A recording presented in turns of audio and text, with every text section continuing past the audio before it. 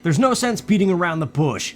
Ratchet & Clank Rift Apart is a fantastic action-adventure game that is deserving of all the praise it's received since its launch.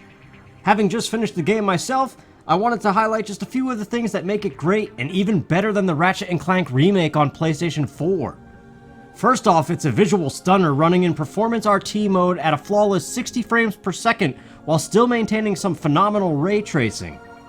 The story has great pacing and enough light, silly humor to rival that of a Pixar film. Can't anyone print instruction manuals anymore? The new characters Rivet and Kit are very believable and have understandable trust issues that get put to the test as the story goes on.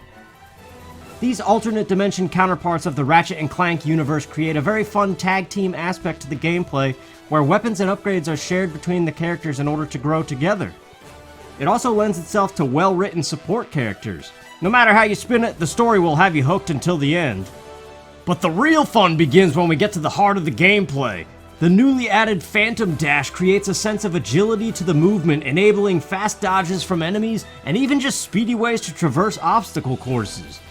Combined with the speedy hover boots, rail grinding, hurl shot, and new dimensional rifts scattered everywhere, Ratchet and Rivet are constantly on the move with the buttery smooth frame rate for a fast-paced experience. The movement of this game just flows so well and feels great.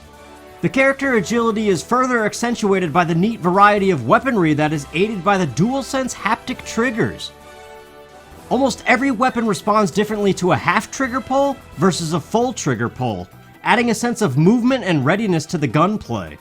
The weapons all feel really fun to use, whether it's the standard burst pistol rapidly slaying chumps, the shotgun-like enforcer pummeling tankier enemies up close, the lightning rod shocking whole squads of foes, buzz blades whirling around a hectic battlefield, precise headshots from a time-controlling sniper rifle, the black hole storm minigun whirling bullets into mobs, the Negatron Collider shocking big bosses with a stream of power, or the Warmonger rocket launcher devastating the thickest armored foes. The arsenal never stops feeling great to unload onto all enemy types. And while the enemies are only so varied, the environments in which they appear will take you everywhere from vast rainforests to huge scrapyards to space stations, and feature enough big bosses to keep it fun. The action is slowed and varied up a little bit with the Clank puzzle-solving areas and lesser glitch virus arenas. The former requires you to think about the use of elemental spheres to guide dimensional possibilities to a goal, while the latter is a forgettable, slow-moving, destroy-all-enemies test. The sphere puzzles are fine enough for variety's sake, but I personally found the glitch arenas to bring the action to a halt and probably the weakest aspect of the game.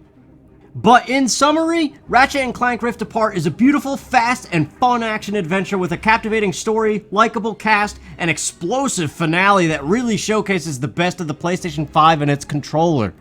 I loved almost everything about it and easily give it a 9 out of 10. It's definitely worth picking up. Thank you for watching, and stay tuned for my upcoming Let's Play of the game. Take care.